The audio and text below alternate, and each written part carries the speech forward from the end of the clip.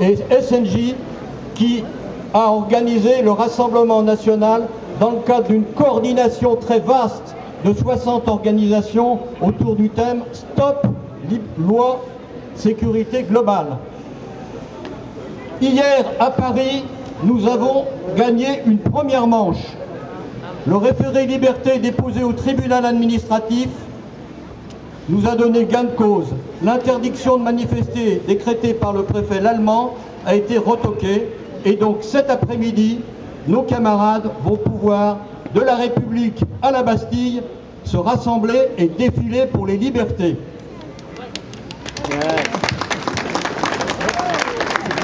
Tous ensemble, nous pouvons encore gagner. En ce moment, partout en France, des dizaines de milliers de personnes sont en marche pour les libertés. Hier, à Metz, Besançon, Nantes, aujourd'hui à Paris, comme dans une soixantaine de villes de France, nous sommes rassemblés pour les libertés publiques, pour la liberté d'informer, pour la liberté d'expression, pour la liberté de manifester et, en deux mots, pour la République.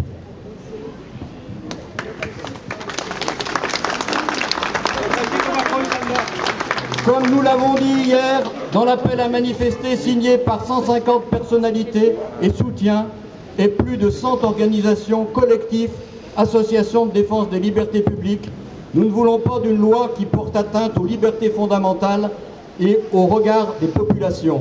Nous refusons la société de surveillance généralisée.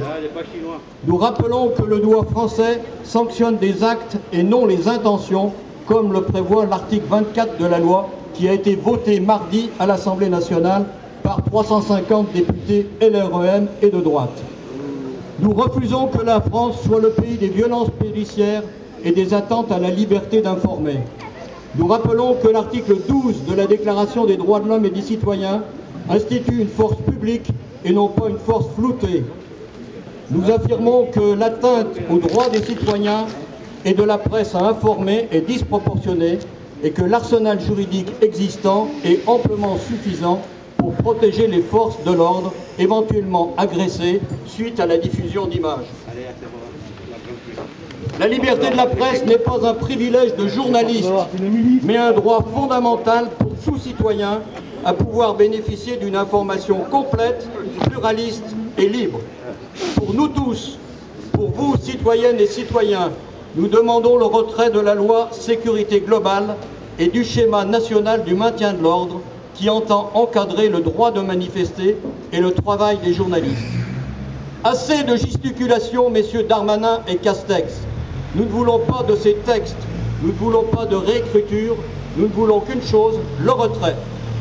Ici, en Isère et à Vienne, la députée de cette circonscription, Caroline Abadie,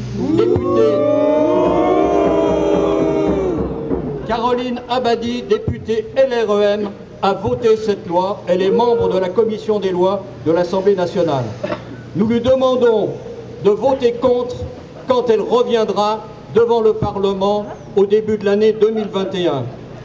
Maintenant, la proposition de loi va venir au Sénat en janvier. Dès aujourd'hui, nous demandons aux sénateurs et aux sénatrices de l'Isère de voter contre.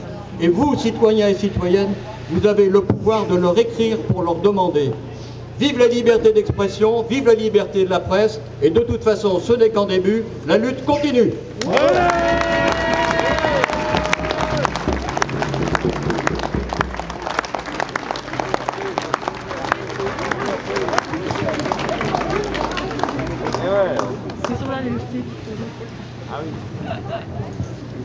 De récentes images révélées par Loopsider font le tour du web à juste raison.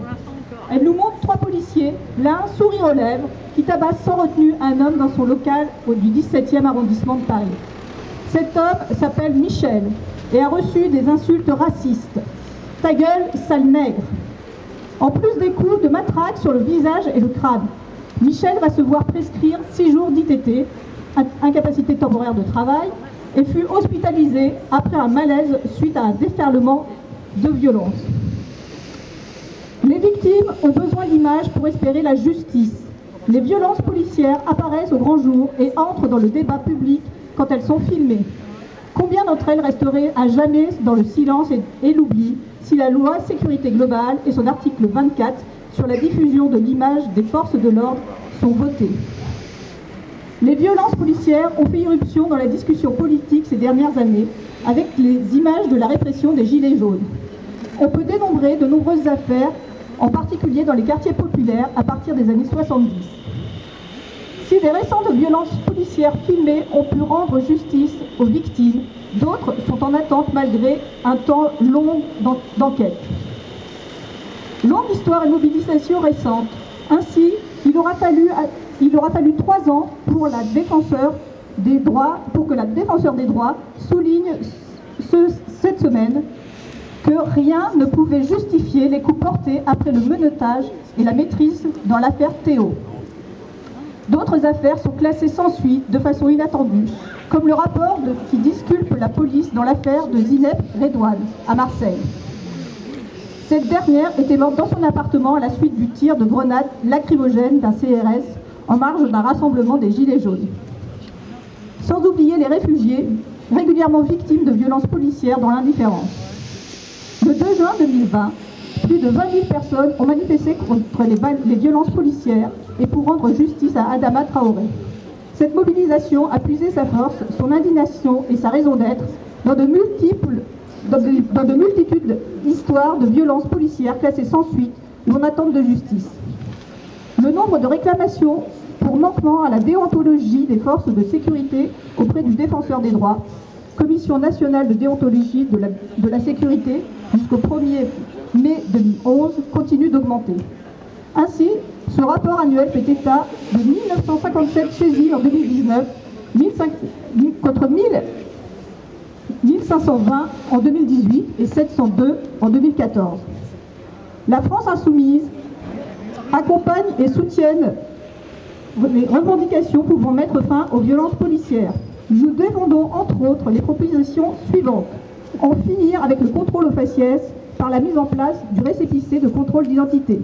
En finir avec la politique du chiffre et supprimer les primes résultats pour l'action des policiers et policières.